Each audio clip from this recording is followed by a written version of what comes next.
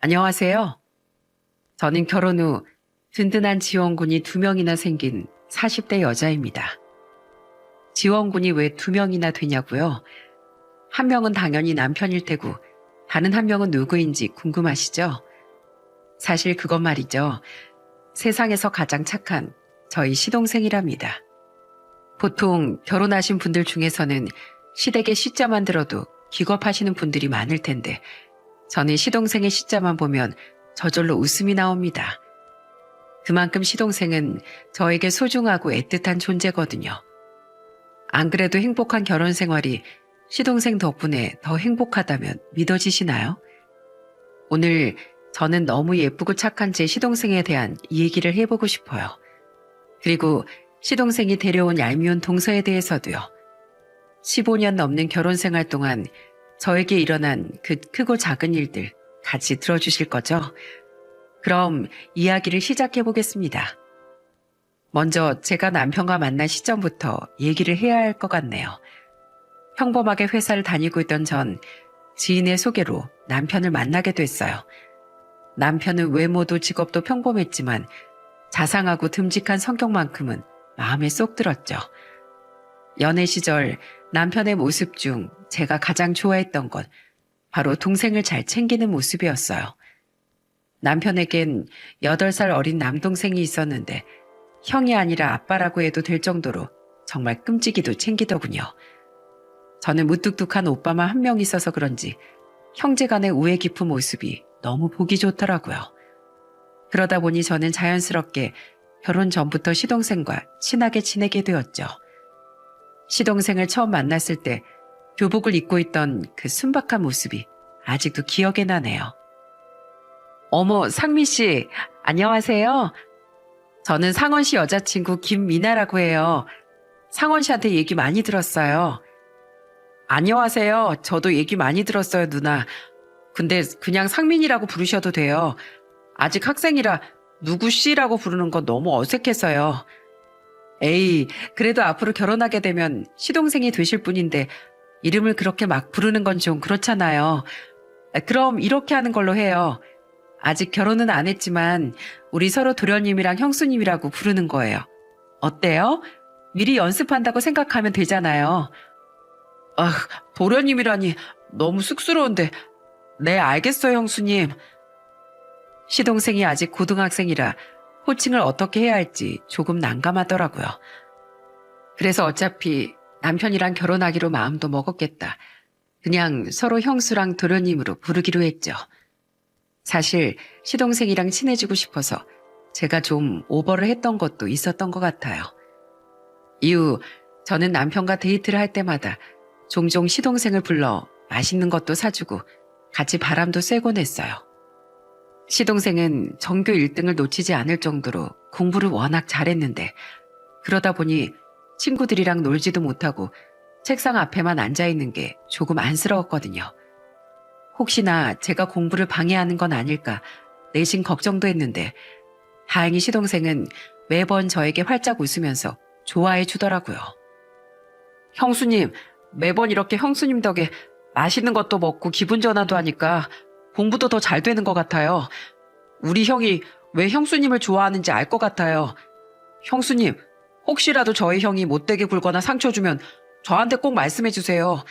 제가 형보다 힘이 세니까 형 코를 납작하게 눌러서라도 혼내줄게요. 아셨죠? 그리고 형수님이랑 꼭 결혼해야 돼. 형수님 같은 사람 놓치면 형은 완전 바보야. 알지? 시동생의 말대로 남편은 저를 놓치기 싫다며 얼마 안가 프로포즈를 했고 결국 저는 25살의 나이에 남편과 결혼을 하게 되었습니다. 그런데 제가 결혼한 그 해 시동생이 서울에 있는 명문대, 그것도 치대에 붙었어요. 워낙 공부를 잘했어서 내심 기대하고 있었는데 명문대 치대라니 저랑 남편은 정말 뛸 듯이 기뻤죠. 그런데 시동생은 죽상을 하고 있더라고요. 알고 보니 시댁 형편이 그리 좋지 않아 대학 등록금을 내줄 수 없는 상황이었던 거죠. 치대 등록금이 얼마나 비싼지 다들 아시잖아요. 그래서 시동생은 그냥 치대 진학을 포기하고 그냥 지방 국립대에 들어가 전망도 좋지 않은 과에서 장학금을 타고 다닐 생각을 하고 있더라고요. 하지만 전 그 꼴을 두고 볼 수가 없었습니다. 그 좋은 머리를 썩히긴 너무 아까웠어요. 여보, 도련이 말이야. 치대 붙은 거 너무 아까운데 그냥 우리가 등록금을 좀 지원해 주는 거 어떨까? 남도 아니고 당신 동생이잖아. 저렇게 똑똑한 도련님이 등록금 몇 푼 때문에 그 능력을 썩힌다는 게 말이 돼? 우리 모아놨던 돈 있잖아. 그거에다가 대출 조금 받아서 도와주자. 치대 등록금이 비싸긴 하지만 우리 둘이 힘을 합치면 못 내줄 것도 없잖아. 뭐? 그거 우리 나중에 아이 키울 때 쓰려고 모아두고 있던 돈이잖아. 정말 그걸 우리 상민이 등록금으로 써도 괜찮겠어? 그럼 돈이야 또 모으면 되는 거잖아. 지금 급한 건 아직 생기지도 않은 우리 애가 아니라 대학에 당장 들어가야 하는 도련님이라고. 그러니까 우리가 도와주자. 어? 결국 저와 남편은 모아뒀던 돈에 대출을 조금 받아 시동생의 등록금을 대줬습니다. 시동생은 그런 저에게 찾아와 머리까지 조아리며 감사 인사를 하더라고요. 형수님 정말 감사해요. 저 솔직히 저희 집 형편에 치대 들어가는 거 욕심이라고 생각해서 포기하려고 했어요. 그런데 이렇게 기회를 잡을 수 있게 해주셔서 정말 감사해요. 제가 나중에 치대 졸업하고 의사 면허 따서 형이랑 형수님한테 몇 배로 보답할게요. 도련님, 원래 준비된 자가 기회를 잡는 거라고 하잖아요. 도련님은 그동안 공부를 열심히 했으니 충분히 준비가 되어 있는 사람이에요. 그리고 그렇게 착한 심성을 가졌으니 환자들을 치료해주는 의사가 되는 것도 마땅하다고 생각하고요. 그런데 그런 도련님이 고작 돈 때문에 기회를 놓치는 게 너무 안타깝잖아요. 그래서 우리가 할 수 있는 한에서 도움을 주는 것뿐이에요. 그러니까 너무 부담스러워하지 말고 공부만 열심히 해요. 알았죠? 형수님, 정말 고맙습니다. 제가 이 은혜 절대로 잊지 않을게요. 아이 참, 가족끼리 이 정도 해줄 수 있지 은혜라고 표현할 것까진. 아참, 학교 근처에 자취방 얻을 거라고 했죠? 그럼 월세랑 생활비는 어떻게 하려고요? 치대 다니면 공부하느라 아르바이트 할 시간도 없을 텐데. 그러지 말고 대학 다니는 동안엔 우리 집에서 같이 지내는 게 어때요? 월세나 생활비는 하나도 안 받을 테니까 그냥 편히 공부만 하는 걸로요. 시동생은 처음엔 너무 민폐라며 거절하더니 저와 남편이 계속 설득하자 이내 고개를 끄덕이더라고요. 그렇게 시동생과의 동거 생활이 시작되었습니다. 시동생은 외모와는 다르게 애교도 많고 살가운 성격이었어요. 공부하느라 본인도 힘들 텐데 짬날 때마다 제 어깨도 주물러주고 집안일도 도우면서 싹싹하게 굴었어요. 제가 큰애를 임신했을 때는 더욱 잘해주더라고요. 하루는 주말에 시동생에게 닭 볶음탕을 해주려고 닭을 사왔는데 시동생이 굳이 자기가 손질하겠다고 하는 거예요. 저는 가서 공부나 하라고 말렸지만 시동생은 웃으며 이렇게 말하더라고요. 에이, 형수님은 뱃속에 우리 조카까지 품고 계시느라 더 힘드실 텐데 몸 튼튼한 제가 해야죠. 그리고 나중에 치과 의사 되면 훨씬 예민한 사람 잇몸도 째고 그래야 되는데 겨우 이런 닭 손질도 못해서 해야 되겠어요? 이럴 때 하나씩 도와드리면서 저도 배우는 거죠. 그리고 왜 드라마 같은 데서 보면 의사나 변호사 같은 전문직들이 지 잘났다고 어깨에 뽕만 들어가 있고 가정은 나 몰라라 하잖아요. 전 절대 그런 사람이 되고 싶진 않아요. 병원에선 실력 있는 의사지만 집에 오면 가족들을 위해서 요리도 해주고 빨래도 해주는 멋진 남자가 되고 싶다고요. 착하고 공부도 잘하는데 말까지 어쩜 이렇게 예쁘게 하는지. 저는 그런 시동생이 너무 예뻐서 뭐라도 더 챙겨주고 싶더라고요. 오랜만에 친구랑 만난다고 하면 용돈도 챙겨주고 매일 공부만 하느라 옷도 다 낡아 빠진 것만 입는 것 같길래 계절마다 새 옷도 사줬어요. 그럴 때마다 시동생은 저에게 고개를 몇 번이나 숙이며 감사 인사를 하더라고요. 저와 남편은 회사를 다니느라 바쁘고 시동생은 공부를 하느라 바빴지만 가끔씩 주말마다 소주 한 병 사다가 떡볶이 파티를 하곤 했어요. 시동생이 떡볶이와 순대 같은 분식을 엄청 좋아했거든요. 여보, 우리 어릴 땐 막 학교 앞에서 종이컵에 떡볶이 조금씩 담아서 팔고 그랬잖아. 그땐 그게 세상에서 제일 맛있었는데 도련님 덕에 옛날 추억도 생각나고 참 좋다. 그치? 그럼 나도 중학교 때 점심시간에 친구들이랑 학교 개구멍으로 몰래 빠져나가서 떡볶이 사 먹고 그랬거든. 아마 상민이 앤 그런 것도 안 해봤을걸? 공부만 하는 모범생이라 그런 일탈을 안 해봤을 거야. 안 그러냐, 상민아? 에이, 형, 나도 해보긴 해봤거든? 초등학교 때 딱 한 번인가? 그때 선생님한테 걸릴까봐 얼마나 조마조마했는지 몰라. 소주 한 잔에 셋이서 웃고 떠들던 그 시간이 참 행복했어요. 제 주변 사람들은 시동생이랑 같이 살면 불편하지 않냐고 하는데 전혀 그런 것도 없었죠. 결혼 전부터 친하게 지냈던 탓도 있고 시동생이 워낙에 저희 부부한테 잘했으니까요. 이렇게 좋은 시동생을 만나기도 쉬운 일이 아닌데 저는 참 복받은 사람이구나 하고 생각했죠. 그렇게 시간이 지나면서 저희 집엔 많은 변화가 생겼어요. 저는 아들을 낳은 지 2년 후에 예쁜 딸도 하나 낳았죠. 그리고 애들이 어느 정도 크자 회사를 그만두고 모아놓은 돈으로 남편과 함께 프랜차이즈 족발집을 운영하기 시작했어요. 원래부터 저랑 남편은 자영업을 하는 게 꿈이었거든요. 그 무렵 시동생은 치대 졸업 후 공중보건의 3년도 마치고 의사 면허를 따서 병원에 취직했답니다. 일단은 페이 닥터로 근무하다가 나중에 치과를 개업하고 싶다고 하더군요. 페이 닥터로 근무한 지 한 달쯤 됐을 때 시동생이 저희 부부를 앉혀두고 이렇게 말하더라고요. 형, 그리고 형수님, 저 이제 독립하려고요. 이젠 저도 학생이 아니라 어엿하게 월급 받는 직장인이니까 더 이상 형이랑 형수님한테 민폐 끼치고 싶지 않아요. 결혼하고 두 분이서 신혼생활도 오붓하게 즐기고 싶었을 텐데 저 때문에 많이 불편하셨죠? 철없는 제가 괜히 신혼부부 사이에 껴서 방해만 한 것 같아서 너무 죄송해요. 어머, 도련님, 그게 무슨 소리예요? 민폐라뇨. 여태까지 도련님 덕에 얼마나 즐겁게 살았는데요. 도련님이 우리 애들이랑도 잘 놀아주고 집안일도 도와주니까 얼마나 편했는지 몰라요. 그리고 저 하나도 불편한 거 없었어요. 도련님처럼 착한 사람이랑 사는데 뭐가 불편하겠어요. 불편한 거 없었다고 해주시니 말씀만으로도 너무 감사해요. 그런데 형수님, 저 대학생활 하는 내내 뒷바라지 해주신 건 사실이잖아요. 치대 등록금도 한두 푼이 아닌데 제 용돈에 식비에 그 돈이 다 얼만지. 형수님, 제가 이렇게 치과 의사가 된 건 다 형수님 덕분이에요. 제가 꼭 돈 벌어서 이 은혜 꼭 갚을게요. 그러니까 조금만 기다려주세요. 시동생은 그렇게 말하더니 저희 부부에게 큰절까지 올리더라고요. 저는 그걸 보고 눈물이 울컥 쏟아져 나왔답니다. 그 순박했던 고등학생이 이렇게 잘 커서 드디어 치과 의사가 되었다니 정말 감동적인 순간이었죠. 저는 그런 시동생의 어깨를 토닥거리며 앞으로도 잘 할 수 있을 거라고 응원해 주었답니다. 그 후 시동생은 대출을 받아 전셋집을 구해 독립을 했어요. 역시 전문직은 다른지 의사 면허가 있으니까 대출도 잘 나오더라고요.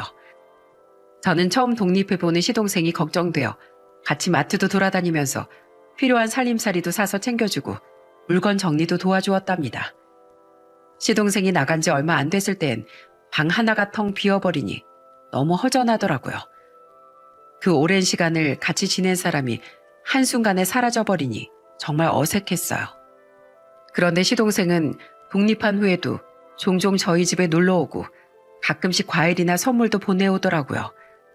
다행히 시동생의 집이 저희 집과 멀지 않아서 저도 한 번씩 반찬을 해서 갖다 주기도 했어요. 그렇게 저는 시동생과의 좋은 관계를 계속 유지했답니다. 그리고 시간이 흘러 시동생이 페이 닥터로 일한 지도 몇 년이 지났어요. 그런데 갑자기 결혼할 여자가 생겼다고 하더라고요. 공부만 하느라 여자친구 사귀는 것도 못 봤는데 결혼할 여자라고 하니까 깜짝 놀랐죠. 유학파에다 우리 쪽 대기업에서 일하고 있는 여자라고 했는데 사진을 보니까 정말 귀티가 좌알잘 흐르는 예쁜 아가씨더라고요. 궁금한 게 많아서 꼬치꼬치 물어보고 싶었지만 우리 똑똑한 시동생이 어련히 알아서 잘 골랐겠거니 하고 말았어요. 한 달 후 시동생의 상견례 날 저와 남편은 옷을 단정히 차려입고 미리 예약해둔 한정식 집으로 향했어요. 시동생이 잘 보였으면 좋겠다는 마음에 상견례 장소도 제가 찾고 찾아 추천했죠. 시간 맞춰 도착했는데 마침 저희 옆에 딱 봐도 비싸 보이는 외제차 한 대가 스르륵 와서 멈추더라고요.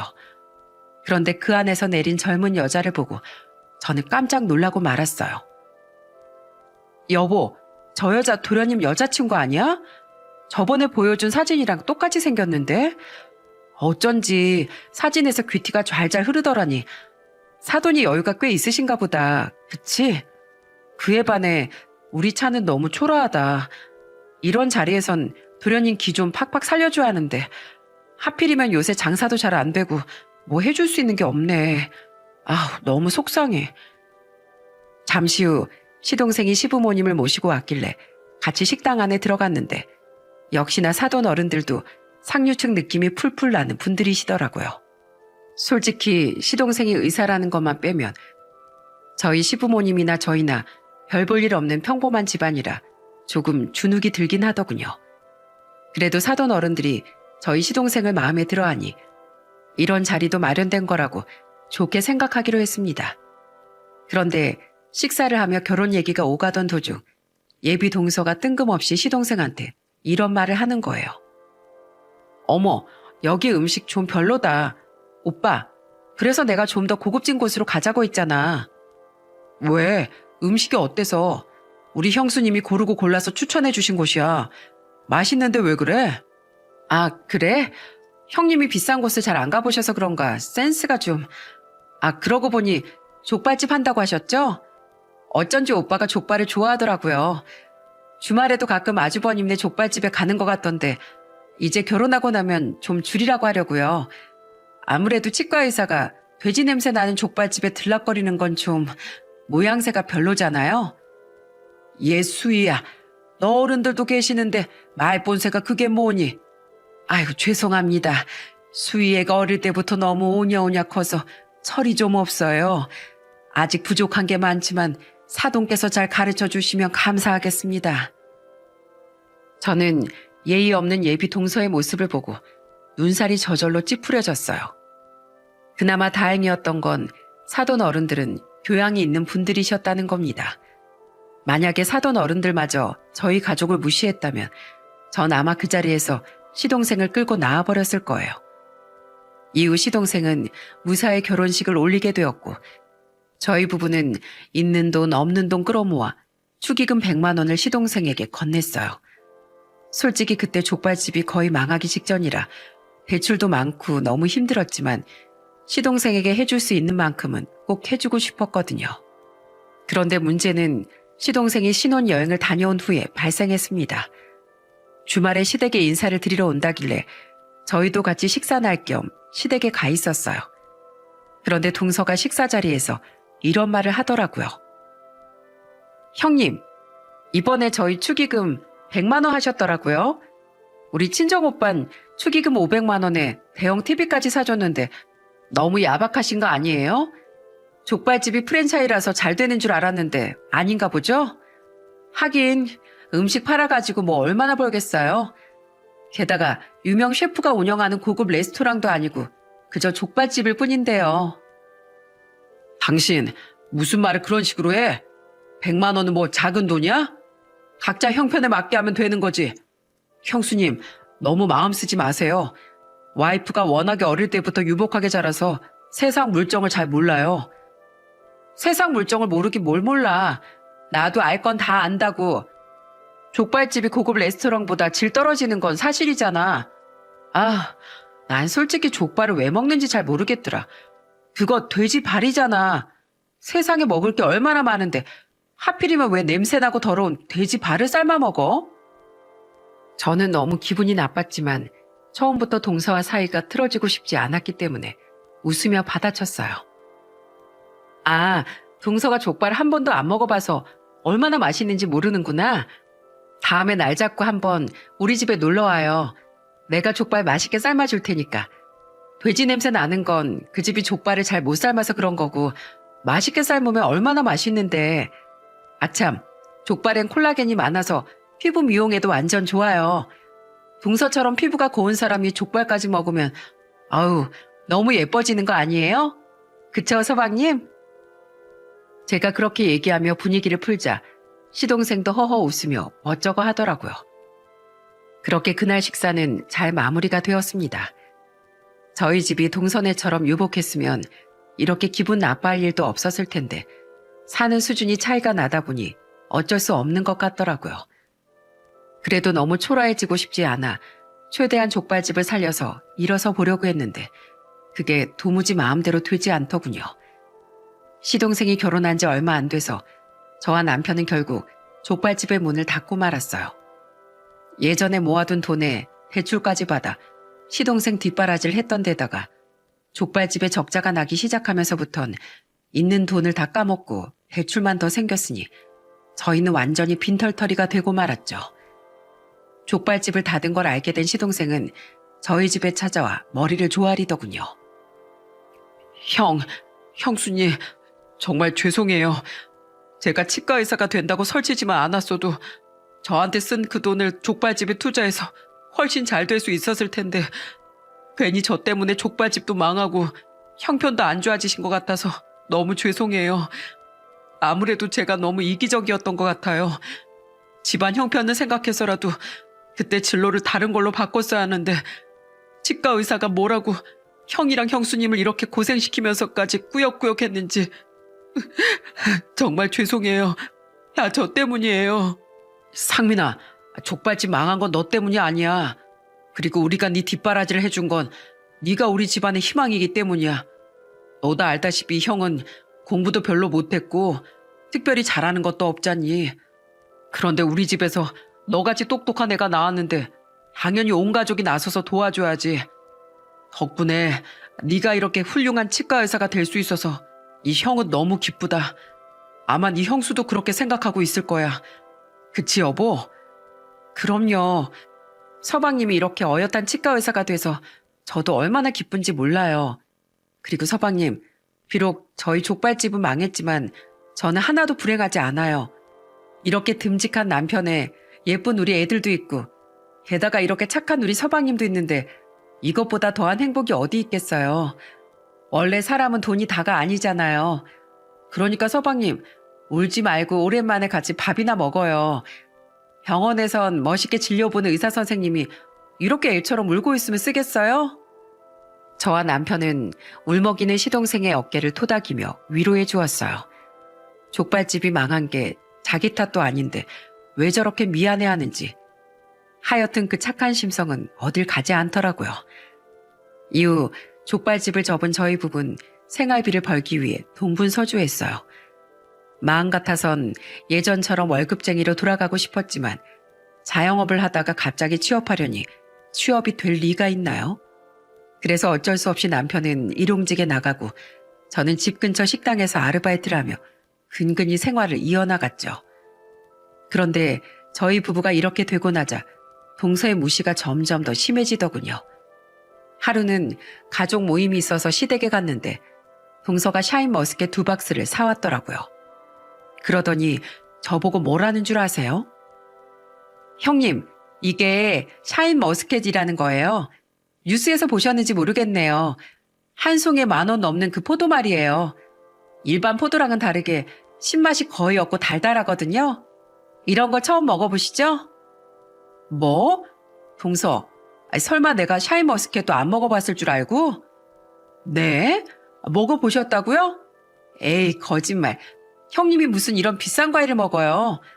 저번에 보니까 제가 선물한 망고도 아깝다고 야금야금 드시던데 망고 그거 하나에 얼마 한다고. 형님, 아무리 돈이 없어도 그렇게 구질구질하게 살면 안 되는 거예요. 물론 없는 형편에 부담은 되시겠지만 이렇게 비싼 과일도 한 번씩 먹어보고 해야 수준 높은 사람들이랑 대화도 되는 거라고요. 참나, 동서, 말을 너무 심하게 하는 거 아니야? 누가 보면 샤인머스켓이 뭐 한 송이에 100만 원씩 하는 줄 알겠어. 아무리 우리가 지금 형편이 안 좋아도 그렇지 우릴 너무 거지로 보는 거 아니야? 아무리 부잣집에서 철없이 자랐다지만 세상 물정을 몰라도 너무 모른다. 은근슬쩍 저희 부부를 무시하면서 어찌나 얄밉게 말하는지 저는 그럴 때마다 과하지 않은 선에서 동서에게 핀잔을 주었습니다. 저도 할 말은 하는 성격이었거든요. 솔직히 말하면 머리채를 확 잡고 싶을 때도 한두 번이 아니었는데 옆에서 시동생이 같이 잔소리를 해주니 그나마 참을 수 있었어요. 그런데 참는 것도 한두 번이지 결국 한계를 넘어서는 날이 오더라고요. 시동생 내외가 결혼한 지 2년쯤 됐을 때였어요. 동서가 임신을 했다길래 저는 임산부한테 좋은 음식도 자주 챙겨주고 가끔 안부 전화도 하고 그랬죠. 동서가 얄밉긴 했지만 그래도 가족이니까요. 그런데 애가 태어나면 더 넓은 집이 필요하다며 기존에 살던 전셋집을 빼고 대출을 조금 받아 집을 장만했다고 하더라고요. 그래서 전 기쁜 마음으로 축하해줬습니다. 조만간 집들이 하겠지 하고 기다리면서요. 그런데 어느 주말 저는 오랜만에 동서 몸 상태는 괜찮은지 궁금해서 전화를 했어요. 그런데 동서의 목소리가 심상치가 않더라고요. 형님, 저 몸이 너무 안 좋네요. 안 그래도 몸이 무거운데 오늘따라 기운도 너무 없고. 뭐? 어디가 어떻게 안 좋은데? 밥은 먹었어, 동서? 병원은 지금이라도 병원에 가봐야 되는 거 아니야? 당연히 하루 종일 밥도 굶었죠. 숟가락들 힘도 없는데 밥을 어떻게 먹어요? 병원은 조금 더 심해지면 가려고요. 아, 뜨끈한 죽이라도 한 그릇 먹으면 괜찮을 것 같은데 사다 줄 사람도 없고. 형님, 오늘도 일 가세요? 형님이 와주시면 참 좋을 것 같긴 한데. 저는 뱃속에 조카를 품고 있는 동서가 아프다고 하니 너무 걱정이 되었어요. 그래서 전화를 끊자마자 죽을 사들고 동서네 집에 찾아갔어요.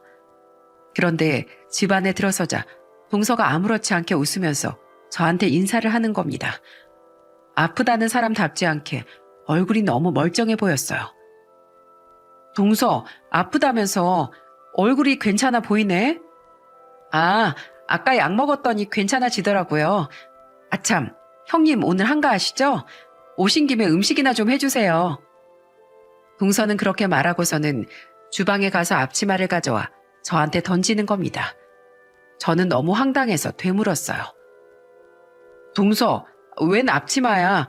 음식을 해달라는 건 또 뭐고? 아, 오늘 우리 직장 사람들 집들이 하는 날이거든요. 그런데 아시다시피 저는 손에 물 한 방울 안 묻히고 자라서 음식 같은 건 잘 할 줄 모르잖아요. 그래서 원래는 아줌마를 한 명 고용하려고 했는데 그때 딱 형님이 생각나더라고요. 형님은 식당도 운영하셨고 음식도 잘하시잖아요. 와, 이렇게 가까운 곳에 일할 사람이 있었는데 여지껏 몰랐다니. 형님, 저 진짜 생각 잘했죠? 뭐라고? 그래서 지금 나 일 시키려고 불렀다는 거야? 왜요? 그러면 안 돼요? 형님 지금도 식당에서 일하시잖아요. 그거랑 똑같은 건데 왜 그러시지? 아, 알겠다. 제가 공짜로 일 시키는 건 줄 아셨던 거죠? 에이, 설마 그럴 리가요. 자, 여기 5만 원이요. 5만 원이면 되죠? 뭐야? 5만 원? 동서 지금 뭐 하는 짓이야? 내가 동서 밑에서 일하는 일꾼이야? 아차차, 제가 생각이 짧았네요. 형님 족발집도 망하고 수중에 돈 한 푼 없으신데 제가 너무한 것 같아요. 요새 물가도 많이 올랐는데 5만 원은 좀 그렇죠? 그럼 8만 원으로 할게요. 하나, 둘, 셋. 자, 여기 석장 더 드릴게요.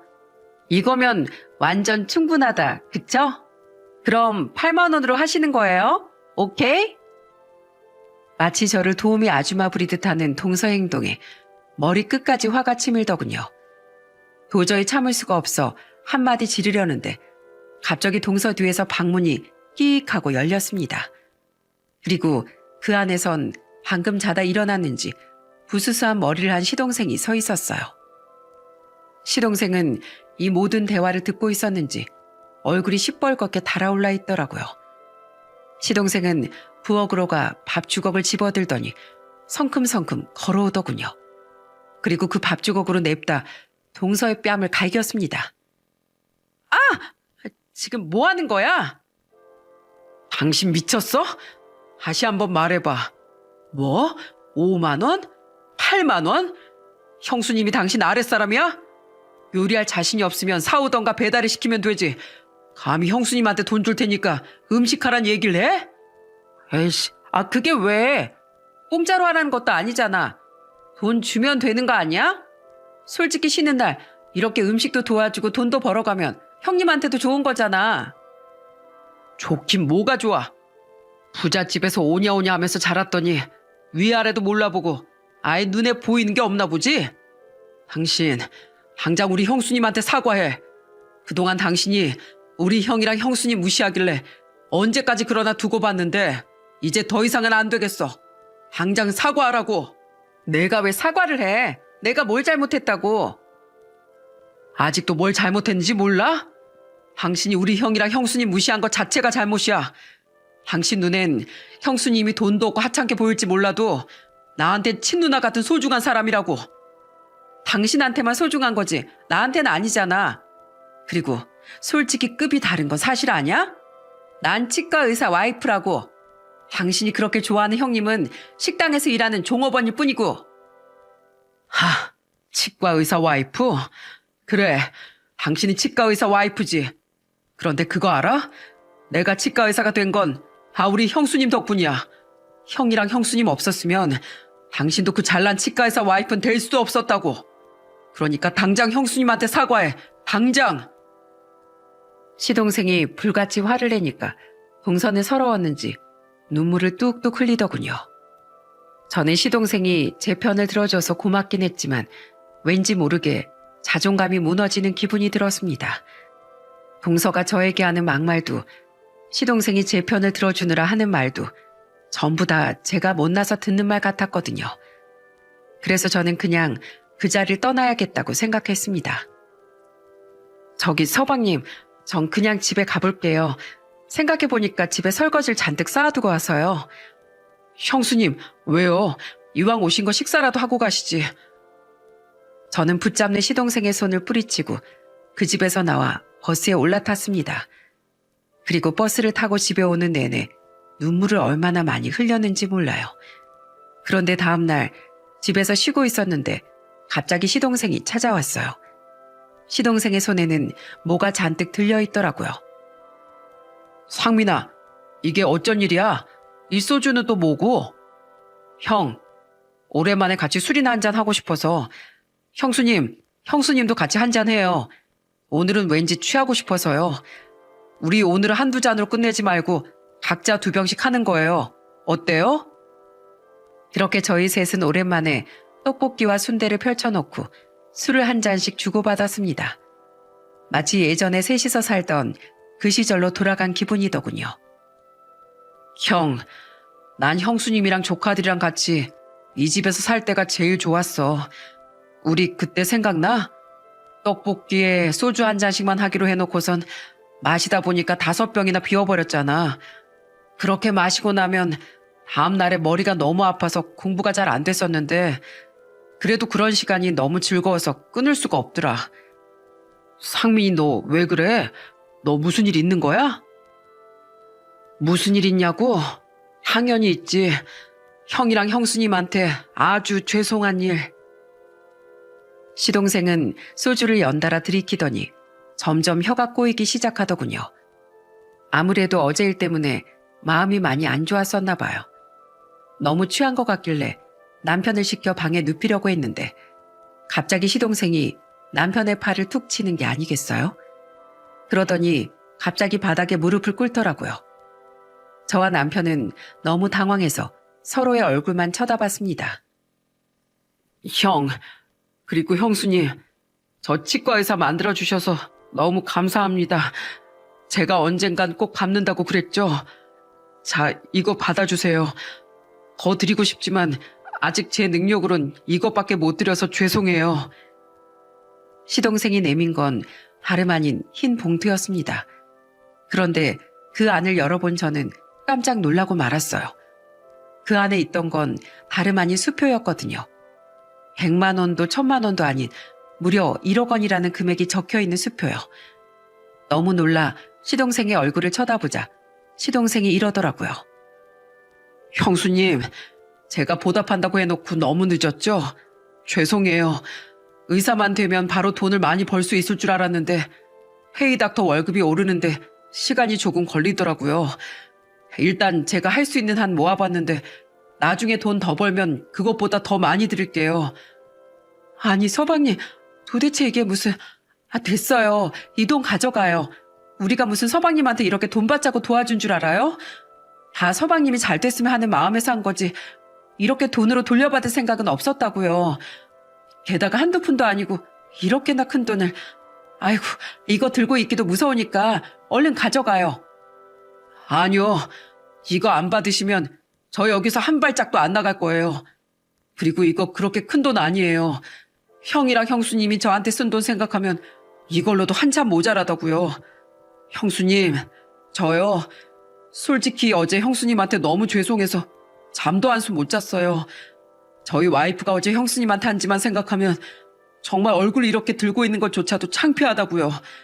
형수님이 그 고생을 하면서 절 이렇게 치과의사로 만들어주셨는데 전 보답하지 못할 망정 그런 심한 말이나 듣게 하고 정말 죄송해요, 형수님. 제가 어떻게든 제 와이프 교육시켜서 형수님한테 다신 그런 짓 못하게 만들게요. 저와 남편은 몇 번이나 그 돈을 거절했지만 시동생은 꿈쩍도 안 하더군요. 이러다간 정말로 출근도 하지 않고 저희 집에서 끝까지 버틸 것 같아 어쩔 수 없이 그 돈을 받기로 했습니다. 여보, 우리 이제 이 돈으로 다시 일어설 수 있겠어요. 너무 착한 서방님 덕분에 이제 뭐든지 다시 시작할 수 있다고요. 그 후 저와 남편은 이것저것 많이 알아본 후에 출장 세차 사업을 시작하기로 했답니다. 애들 대학도 보내려면 돈이 많이 필요해서 걱정이었는데 시동생 덕분에 새로운 일도 할 수 있게 되어 정말 기뻤어요. 시동생은 그 후에도 간간히 저에게 연락을 했었는데 동서가 사람이 되어가고 있으니 저보고 조금만 기다려달라고 하더라고요. 그런데 사람이 뭐 그리 쉽게 변하나요? 시동생이 뭘 어쩌고 있는지 몰라도 저는 별로 기대는 하지 않았습니다. 그런데 어느 날 주말에 시동생을 불러내 같이 저녁을 먹고 있는데 동서한테서 전화가 오더라고요. 시동생은 씩 웃으며 전화를 스피커폰으로 바꾸더군요. 여보, 나 좀 데리러 오면 안 돼? 나 진짜 너무 창피하단 말이야. 아무리 내가 예의 범절을 모른다고 해도 그렇지. 이렇게 초등학생 애들만 바글바글한 데다가 날 던져두고 가면 어떡해. 지난주에도 창피한 거 겨우 참고 버텼는데 오늘은 더 심했단 말이야. 오늘 훈장님이 애들한테 뭐라고 했는지 알아? 저 학생은 30살이 훌쩍 넘은 어른인데 예의 범절은 유치원생 수준보다 못해서 너희들과 같이 배우는 거래. 애들이 막 깔깔대고 웃는데 나 진짜 쥐구멍이라도 숨고 싶다니까. 그러게 진작에 예의 바르게 행동했어야지. 그리고 훈장님이 맞는 말씀 하셨네 뭐. 솔직히 당신도 거기 가서 느끼지 않아? 그 어린 초등학생 애들도 당신보다 말 예쁘게 한다는 거. 항상 말할 땐 상대방 기분을 먼저 생각하고 남을 무시하거나 깔보는 행위는 하지 말아야 된다는 건 그 어린 애들도 다 아는 내용이라고. 아니 그거야 그렇긴 한데 몰라. 괜히 얘네들 때문에 나만 더 비교당해서 못나 보이잖아. 아니 우리 엄마 내가 이렇게 철없게 행동하는 줄 알았으면 진작에 좀 혼내서 가르치지. 왜 대체 안 가르친 거야. 여보, 나 예절학당 다니는 것까진 괜찮은데 훈장님하고 1대1로 배우는 걸로 하면 안 될까? 솔직히 어린애들이 20명이나 있는 데서 나 혼자 어른이라 너무 창피하단 말이야. 안 돼. 내가 당신 거기서 교육받게 하려고 훈장님한테 얼마나 부탁을 많이 했는데. 일주일 내내 하는 것도 아니고 주말에 고작 이틀씩만 갔다 오는 건데 그것도 못 참아? 알았어. 겨우 그것도 못 참겠으면 그냥 없던 일로 할게. 대신 나랑은 어떻게 되는 건지 알지? 아니야. 참을 수 있어. 나 참을 수 있다고. 그러니까 제발 이혼만은 안 돼. 그냥 내가 훈장님한테 혼나고 애들한테 놀림받아도 참아볼게. 알고 보니 시동생은 동서를 교육시키기 위해 1년 안에 사람이 되지 않으면 이혼하겠다는 선전포고를 한 것이었어요. 동서는 돈 많은 집 딸이긴 했지만 치과의사 남편을 둔 것에 자부심이 상당했다고 하더군요. 그래서 시동생은 그걸 이용해 그런 강수를 둔 거였어요. 동서는 주변에도 치과의사 와이프라고 다 떠벌리고 다녔는데 이혼당하면 너무 창피하니까 어쩔 수 없이 시동생 말을 듣기로 했다네요. 시동생은 보다 확실하게 교육시키기 위해 저기 산골머리에 있는 예절학당에 직접 찾아갔는데 처음엔 그곳에서 안 받아준다고 했대요. 유치원생이나 초등학생 위주로 교육하는 곳이라 성인은 안 된다고요. 그래서 시동생은 학당에 필요한 물건을 전부 지원해주는 조건으로 동서를 주말반에 겨우 입소시켰다네요. 꼬꼬마 애들 사이에서 훈장님께 혼나고 있을 동서의 모습을 생각하니 어찌나 웃음이 나오던지 저와 남편은 시동생의 그 기가 막힌 수에 그만 깔깔대고 웃고 말았답니다.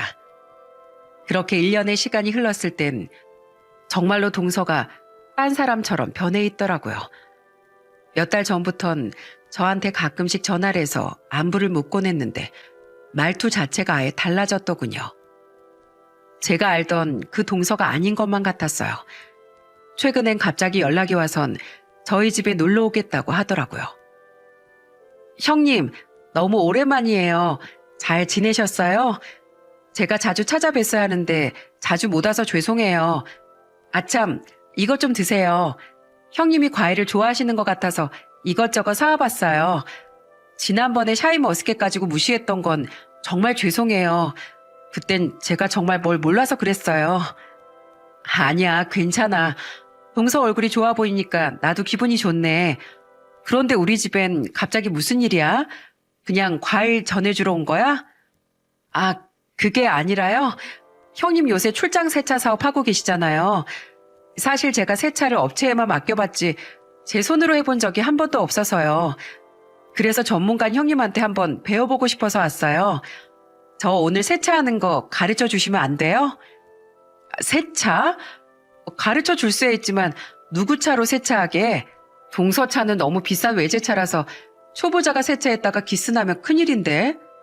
아, 기스요? 아, 그럴 수도 있겠구나. 저는 제 차 말고 형님 차 세차시켜드리려고 온 건데 그럼 안 되겠네요. 형님 차에 기스 낼 수는 없잖아요. 에이, 그럼 다음에 제 차 가져오면 그때 배울게요. 오늘은 바람도 쐴 겸 버스 타고 왔거든요. 뭐? 동서가 버스를 탔다고? 아이고, 평생 대중교통은 타본 적도 없는 공주님인 줄 알았는데 이젠 버스도 탈 줄 알아? 그럼요, 당연하죠. 주말에 예절학당 갈 때마다 버스에 기차에 몇 번이나 갈아타고 갔다 오는데요. 이젠 저도 대중교통은 빠삭하게 잘 알거든요. 동서가 예절학당 다니더니 정말 많이 변했네. 그래, 좋다. 그럼 오늘 그냥 내 차로 세차 한번 배워봐. 우리가 옆에서 알려주는 대로만 하면 그렇게 큰 흠집은 안 날 거야. 어머, 정말요? 정말 그래도 돼요? 우와, 신난다. 형님, 제가 오늘 형님 차 번쩍번쩍하게 닦아드릴게요. 기대하세요. 그렇게 동서는 저와 남편이 가르쳐 주는 대로 열심히 제 차를 세차하더군요. 손세차라는 게 생각보다 시간도 오래 걸리고 힘든 작업이라 고생 한번 안 해본 동서한텐 무리였을 텐데도 잘 따라 하더라고요.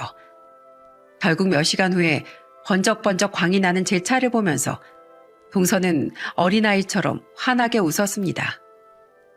우와, 지금 보니까 형님 차 진짜 멋져요. 솔직히 전엔 국산 소형차 탄다고 내심 무시했거든요. 그런데 지금 보니까 디자인이 너무 예쁘고 좋은데요. 그리고 이 차 타고 다니면서 족발집도 운영하시고 세차 일도 하시는 거 보니까 정말 대단하다는 생각이 들어요. 동서는 그렇게 얘기하더니 갑자기 덥석 제 팔짱을 끼더라고요. 깜짝 놀라서 동서의 얼굴을 쳐다보자 해맑게 배시시 웃더군요. 형님, 여태까지 제가 버릇없게 군 거 정말 죄송해요. 솔직히 그이가 예전부터 형님 칭찬을 너무 많이 하길래 질투나서 그랬어요. 형님은 자기 친누나나 마찬가지라고 자기를 치과의사로 만들어준 1등 공신이 형님이라면서 결혼 전부터 형님 얘기를 얼마나 많이 했는지 몰라요. 그런데 실제로 뵈니까 얘기 듣던 거랑은 다르게 너무 평범하시길래 괜히 심통나서 그랬던 거예요. 아, 그랬구나. 나도 동서가 본성은 나쁘지 않을 거라고 생각하고 있었어. 그냥 부잣집에서 철없이 자라서 그렇다고 생각했지.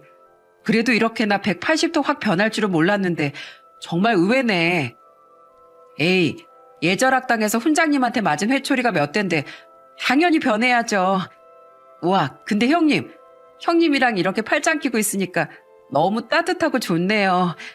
전에 그이가 형님이 정말 따뜻한 분이라고 말했을 땐 잘 몰랐는데 이젠 알 것 같아요. 형님은 마음도 따뜻하신데 팔도 참 따뜻하시고 그 눈웃음도 따뜻하시고 뭐든지 따뜻하신 분 같아요. 형님, 저 용서해 주실 거죠? 저 앞으로 잘할게요. 네? 저는 애교를 부리며 말하는 동서의 말에 저도 모르게 입꼬리를 올리며 웃고 말았답니다. 사람이 변해도 이렇게 변할 수가 있는지, 이런 동서라면 매일 맛있는 밥을 차려주고 싶을 정도였어요. 그래서 저도 예전 일은 잊고 동서를 용서하기로 했죠. 그 이후 저는 동서와 많이 친해졌답니다. 동서는 저한테 종종 전화해서 제잘되기도 하고 저희 집에 애들을 데리고 놀러와서 같이 맛있는 것도 해먹으며 시간을 보내기도 해요. 예전에 시동생이랑 같이 지내던 그 풍경에 동서랑 애들까지 더해지니 그렇게 행복할 수가 없더라고요. 아참, 시동생은 아직 페이닥터 생활을 하는 중이에요. 몇 년간 더 하다가 개원할 생각이라고 하는데 얼마 전엔 이런 얘기도 하더군요. 저 아직 형이랑 형수님 은혜 다 못 갚은 거 아시죠? 저 개업하고 나선 선물 하나 더 해드릴 거예요. 그게 뭔진 아직 비밀이니까 기대하고 계세요. 아셨죠? 도대체 그 선물이 뭐길래 이렇게 기대감을 심어주는 건지 솔직히 저번에 준 1억도 충분히 차고 넘치는데 말이죠. 참 우리 시동생 너무 착하지 않나요? 세상에 어떤 여자가 이런 시동생을 만나겠어요? 저는 참 복받은 사람 같아요. 이렇게 화목한 가정에서 살 수 있으니까요. 여러분, 제가 결혼해보니 시자가 다 안 좋은 건 아니더라고요. 시집살이 하나 안 시키는 시부모님의 한없이 착한 시동생, 그리고 이제는 완전히 사람이 된 동서까지. 전 우리 시댁 식구들이 너무 좋아요. 앞으로도 평생 이렇게 지내고 싶네요. 여러분도 저처럼 가족들과 행복하고 즐겁게 지내셨으면 좋겠어요. 그럼 저의 시동생 자랑은 여기서 이만 끝낼게요. 자랑이 너무 길었죠? 다들 행복한 하루 보내시길 바랍니다.